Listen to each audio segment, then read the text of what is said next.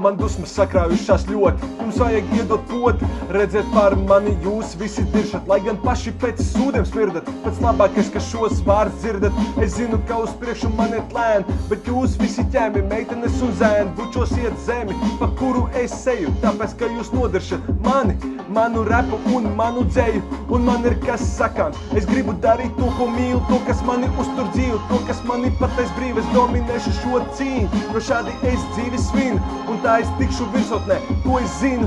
Jā, es gribu darīt to, ko mīlu, to, kas mani uztur dzīvu, to, kas mani patais brīvi, es dominēšu šo cīņu, jo šādi es dzīvi svinu, un tā es tikšu virsotnē, to es labi zinu.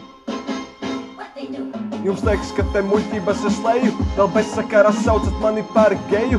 Es jums saku, ka tas jau ir par traku, ka par daudz jums suņiem vispār nav nevienam kauns. Un tad brīnaties, kāpēc esmu ļauns? Sakat man, ka neesmu nekad draudz, bet paga, es biju tas, kas nodirs mani aiz muguras. Stāstīt citiem lietas debilas par to, ko it kā Morfejs darījis, kādu sūdus viņš ir vārījis. Man liekas gana, katrs no jums stulbības ir stāstījis, un pēc visu šitā, kas man dzīvi pisa, jūs lienat man klāt.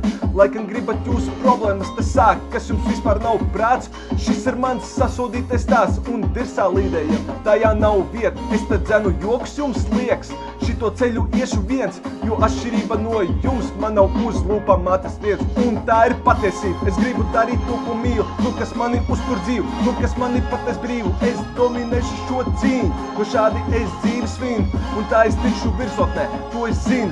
Es gribu darīt to, ko mīlu, to, kas mani uztur dzīvu, to, kas mani patais brīvu. Es dominēšu šo cīņu, jo šādi es dzīvi svinu, un tā es tikšu virsotnē, to es zinu.